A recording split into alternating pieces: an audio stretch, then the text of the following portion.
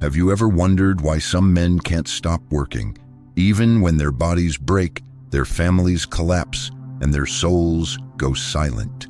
Why some wear their exhaustion like a badge of honor, but deep down, they're terrified of what might surface if they ever slowed down. From the outside, they look successful, focused, respected. But on the inside, something is chasing them, and they don't dare stop to face it. You see, most people think workaholism is about ambition. They think it's a hunger to succeed, to build, to be productive. But that's not the full truth. Sometimes workaholism is just a man trying not to disappear. Erich Fromm once said, "When a man cannot be himself, he becomes what the world demands." And in today's world, what it demands is simple. Keep moving, keep producing, keep pretending you're fine. Because if you ever stop, if you ever sit in the silence long enough, you might hear the truth you've been running from. The truth that you're not working because you're driven. You're working because you're afraid of what it means to rest. Afraid that if you stop performing, you'll realize you no longer know who you are without the performance. Nietzsche called this the eternal return of fear. He believed we repeat ourselves not out of love, but out of dread. Out of dread that if we stop, even for a moment, we might have to admit that the ladder we've been climbing was never leaning against the right wall. You're not addicted to progress. You're addicted to feeling needed. And the workplace is the only place left where you still feel real. That's what no one talks about. The addiction to usefulness, to external validation, to being the one who has it together.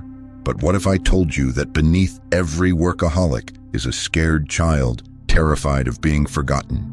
That the long hours, the constant emails, the never-ending tasks are just ways of screaming, "I matter, don't let me disappear."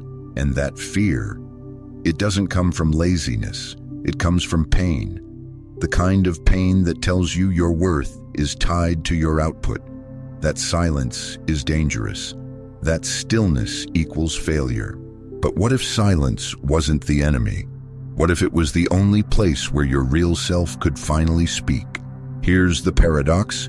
The man who never stops working isn't always the strongest. Sometimes he's the one who doesn't know how to grieve. Because grieving requires stillness, and stillness requires safety. But in a world that only values results, there's no safe space to just be. So we perform, we overachieve, we grind. Not because we want to, but because we don't know how to stop. And the more praise we get, the more addicted we become to the very thing that's killing us slowly. The meetings never end. The inbox never empties. But inside, there's a voice whispering, "Is this really living, or just a very polite way to die?" Because behind every hyper-productive man is a soul that's been exiled in favor of efficiency. And that exile, it doesn't show up as tears. It shows up as calendars, as deadlines, as 3 a.m. emails. You are not weak for feeling this. You are not broken for wondering if there's more to life than the hustle. You are simply someone who has been taught to survive instead of live. But survival isn't the destination. It's just the beginning of a much deeper question. Who are you without your to-do list? And more importantly, do you still know how to be him?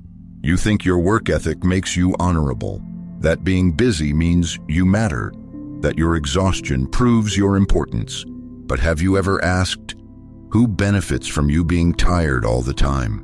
The truth is, workaholism isn't just tolerated in modern society. It's glorified, it's celebrated, it's paid and promoted and put on a pedestal. Because the system runs best when the people inside it are too exhausted to rebel. You don't question the machine when you're part of it. You don't critique the system when it rewards your suffering. You don't stop to ask what this is all for. When everyone around you is clapping for your collapse, you are rewarded not for being whole, but for being useful. And that usefulness, it's calculated, measured, monetized. Your productivity is their currency. your burnout is their business model. They don't want awakened men. They want busy ones. Ones who mistake motion for meaning, progress for purpose, loyalty for love. As long as you keep producing, you are deemed a success, no matter how much of yourself you've lost along the way. Erich Fromm wrote, "Modern man is an automaton. He lives by illusions, works like a machine, and calls it freedom." You wake up, you grind, you scroll, you sleep, repeat, not because you're free, but because you've been trained. Trained to confuse being needed with being seen. Trained to call your numbness discipline. Trained to wear your depletion like it's a badge of honor. They have rebranded your suffering into virtue, and you believed them, because the alternative, facing the emptiness, is too terrifying to sit with. You didn't chase this life because it fulfilled you. You chased it because it distracted you. From what? From your inner silence, from your forgotten self, from the question you buried long ago. What am I really doing this for? You don't have time to ask that now. You've got deadlines, meetings, 100 emails screaming for your attention. You are trapped in a cycle that punishes stillness, because stillness creates awareness, and awareness creates rebellion, and rebellion is bad for business. So instead, you keep going. You become the perfect worker, the obedient engine, efficient, replaceable, silent. You don't remember what it's like to be fully alive, because you've been too busy being useful. And slowly, without ever deciding, you traded your humanity for productivity, your questions for tasks, your truth for deadlines. They sold you the idea that staying busy makes you good. But what if busyness is just a more polite form of control? You don't need chains when you have goals. You don't need a prison when you have promotions. You don't need a leash when you've internalized the system. That's how deep the conditioning goes. You police yourself. You burn yourself out. And you thank them for it. Because they gave you a title, a paycheck, a pat on the back, a place to belong, even if it's killing you quietly. You think you chose this life. But what if it was chosen for you? What if your addiction to work was not a personal flaw, but a societal design? A design that keeps you moving too fast to remember who you used to be or who you were meant to become. Because when men stop and reflect, they become dangerous. When men ask real questions, the illusion starts to crack. But when men are busy, they're compliant, exhausted, powerless. They don't start revolutions. They don't write poetry. They don't dream. They just survive and call it responsibility. So ask yourself, when did always being available become your entire identity? When did never resting become a badge of honor instead of a warning sign? When did your calendar become your confession booth, where every meeting was a prayer to a God you stopped believing in? You were not born to serve a schedule. You were born to serve something sacred. And until you reclaim that, they will keep calling your addiction ambition, and you will keep calling your numbness success. But beneath all the noise, there is still a voice whispering, "This is not it. This was never it." They told you hard work was noble. They said purpose is found in productivity. But they never warned you what happens when usefulness becomes your only reason for being. You're not afraid of failure. You're afraid of becoming invisible. You're not terrified of falling short. You're terrified of not being needed anymore. Somewhere along the way, your worth was tied to your usefulness. Your identity became performance. Your presence became conditional.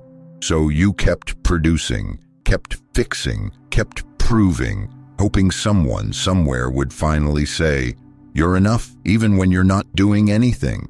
But that praise never comes, because this system doesn't know how to love a man who doesn't produce something for it. You don't work because you're passionate. You work because you're afraid of what rises when the noise finally stops. You fear stillness, because stillness exposes the truth that your sense of value isn't internal. It's rented, from whoever benefits most from your output. You say you're ambitious, but what if you're just scared? Scared that if you stop delivering, stop grinding, stop producing, you'll vanish. Like a ghost no one has time for. So work becomes more than routine. It becomes ritual, a sacred process not of creation, but of self-soothing. You don't check emails to move projects forward. You check them to silence the anxiety. You don't say yes because you have capacity. You say yes because you're terrified of being irrelevant. Every task, every deadline, every reply is just another shield against the question you don't dare ask. If I'm not useful, am I still worthy? Children create because it's joyful. They build sandcastles not to prove anything, but because it feels good to be alive. But you haven't played in years. You perform, you produce, you grind, and if you're honest, you don't know how to stop. Because stopping feels like dying. Not a physical death, but a psychic one. The death of a self built entirely on being needed by others. And in this world, that kind of self is rewarded. They call it hustle, call it commitment, call it leadership. But what if it's just another form of codependence? What if you don't know who you are without someone needing something from you? What if your whole identity has become a response to everyone else's expectations? That's not freedom, that's captivity. And the worst part, you've convinced yourself that this cage is home because they've decorated it with titles, achievements, praise. But no amount of external validation can fill a man who doesn't believe in his own worth. So you overcompensate, you stay busy, you make yourself indispensable because that's safer than being seen. Truly seen, without the armor, without the accolades, without the output, and yet deep down, you're exhausted, not just physically, existentially. You're tired of performing, tired of measuring your value in tasks completed, tired of living a life that only applauds you when you disappear into usefulness. But you don't know another way because you were never shown one. No one taught you how to exist without proving yourself first. No one told you that your value was never meant to come from productivity, that you as you are enough. Even when you're not fixing something, even when you're not available, even when you're just being. But here's the thing, you won't believe that until you stop running, until you stop numbing, until you dare to sit in the silence and meet the man behind the performance. He might be scared, he might feel lost, he might not have all the answers, but he's real, and he's still in there, underneath the noise, underneath the need to be useful. He's waiting for you to remember that you are more than what you do. You are not a machine. You are not your calendar. You are not your output. You are a soul, and that soul is worthy even in stillness, especially in stillness. You tell yourself you work because you love it, that you're just driven, ambitious, focused. But what if that's not the full story? What if the real reason you can't stop working has nothing to do with passion and everything to do with pain? There's a part of you you've buried, a softer part, a wounded part, a part that wants to be loved. Not for what you do, but for who you are. But you don't let that part speak, because somewhere in your past, you were punished for softness, mocked for vulnerability, abandoned when you needed understanding the most. So you learned to perform instead of feel, to excel instead of express, to achieve instead of ask for help. And that part of you, the one that still longs for unconditional love, it didn't die. You just buried it beneath achievement. Carl Jung called it the shadow, the rejected parts of ourselves that we're too ashamed to show, too scared to feel, too conditioned to accept. But here's the catch. What you suppress doesn't disappear. It festers, it leaks, it finds ways to come back through the cracks in your control. You think you're in charge, but you're not. The shadow is. Every time you overwork, overcommit, overprove, it's the shadow. speaking, not in words, but in behaviors you can't stop, in cycles you can't break, in exhaustion you call success. Because your deeper self isn't trying to win, it's trying to be seen, to be accepted, to be integrated. But instead of listening, you silence it with busyness, with tasks, with noise. And that silence is what's really killing you. You don't hate rest. You fear what will rise when everything finally gets quiet. Because in that silence, the truth appears. You never hated being weak. You hated being unseen. You never hated slowing down. You hated what it reminded you of. That moment in childhood when you weren't enough unless you were impressive. So now you impress. You achieve. You become the responsible one. The strong one, Sapa. The always available one. But deep down, you resent it. You resent that no one sees how heavy the armor is, how tired you are of pretending to be okay. But admitting that feels like failure, so you keep the mask on, you keep grinding, and call it purpose. But what if your work ethic isn't strength? What if it's punishment? What if you're not striving, you're self-harming? Because that's what happens when the shadow drives you. You don't grow, you repeat. You chase validation because self-worth feels foreign. You fear being soft, because soft once got you hurt. So you become hard, relentless, unbreakable. But in becoming unbreakable, you forget how to feel, how to rest, how to receive love without earning it. And now you don't know how to stop, because stopping feels like failure. It feels like letting the shadow win. But Jung said something powerful. One does not become enlightened by imagining figures of light, but by making the darkness conscious. The only way out is through.